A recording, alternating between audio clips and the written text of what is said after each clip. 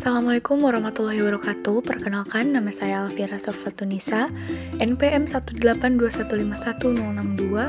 Saya dari mahasiswi Universitas Siliwangi, jurusan Pendidikan Matematika tahun 2018. Nah, video ini saya buat untuk memenuhi salah satu tugas mata kuliah Seminar Pendidikan Matematika dengan dosen pengampu yaitu Bapak Dedi Nurjamil, Magister Pendidikan. Di sini saya akan membahas sebuah tutorial dalam mengerjakan soal UN materi segi 4 untuk SMP atau MTS kelas 7 semester ganjil. Nah, untuk soal yang pertama, di sini terdapat sebuah soal UN pada tahun 2009. Nah, mari kita bahas bersama-sama. Perhatikan gambar di samping. Nah, di sini adalah sebuah gambar bangun datar ya, bangun datar yang dibangun oleh dua buah bangun datar. Nah, bangun datar yang pertama itu yang di atas adalah bangun datar segitiga dan yang di bawahnya itu adalah bangun datar persegi panjang ya.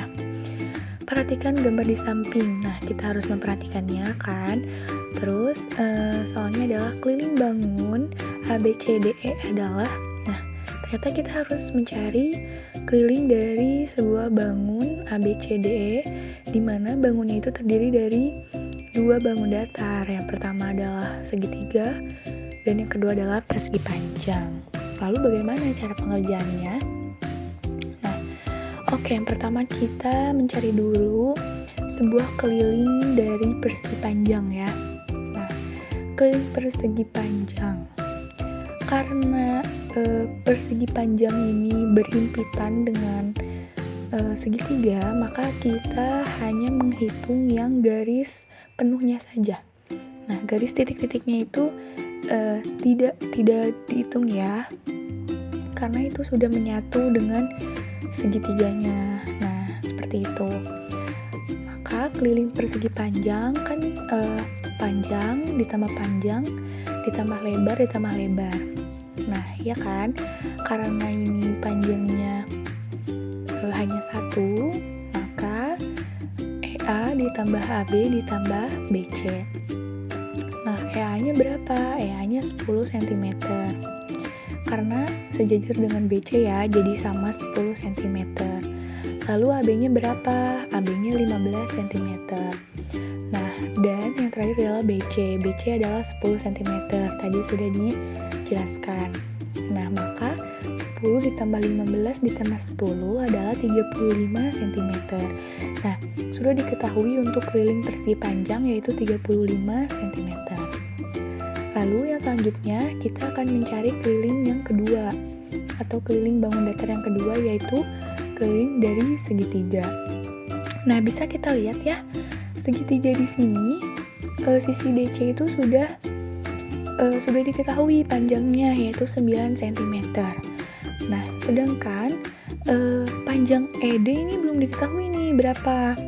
Nah, panjang EC itu karena sejajar dengan sisi AB maka akan sama 15 cm. Nah, yang harus kita cari terlebih dahulu yaitu kita harus mencari sisi ED dulu ya. Nah, bagaimana cara mencari sisi ED? Nah, kita menggunakan rumus Pythagoras. Nah, karena kita akan mencari sisi ED atau DE ya, bebas, maka DE kuadrat itu kan sisi lurus ya, bukan sisi miring. Jadi, jika mencari sisi lurus kan dikurangi, maka DE kuadrat sama dengan CE kuadrat atau sisi miring, sisi terpanjang dikurangi CD kuadrat. Nah, tadi CE-nya berapa? Nah, CE-nya kan 15. Maka 15 kuadrat dikurangi CD-nya berapa? Nah, CD-nya adalah 9 cm, maka 9 kuadrat. Nah, lalu dikuadratkan, 15 dikali 15 adalah 225, dikurangi 9 dikali 9 yaitu 81. Nah, maka 225 dikurangi 81 adalah akar 144. Nah, ada yang tahu akar dari 144 itu berapa? Ya, 12 cm. Nah, jadi Ini panjang DE-nya 12 cm. Nah, tenang, ini baru mencari sisi DE, belum mencari keliling dari perseginya. Nah, karena sisi DE-nya sudah kita ketahui, nah maka dari itu kita langsung nih cari keliling segitiga. Nah, sama ya, keliling segitiga itu semua sisinya dijumlahkan, tetapi sisi CE-nya enggak ya, karena itu kan tadi sudah jelaskan berhimpit dengan persegi panjang. Nah, jadi yang dijumlahkan hanya CD ditambah DE. Nah, CD-nya berapa? 9 cm, dan DE-nya tadi setelah dihitung melalui rumus Pythagoras yaitu 12 cm. Nah, maka kita jumlahkan 9 ditambah 12 yaitu 21 cm. Nah, itu adalah keliling 2 atau keliling segitiga. Nah, yang kita cari adalah keliling dari bangun ABCDE atau kedua bangun datar tersebut. Nah, kita jumlahkan keliling 1 dan keliling 2.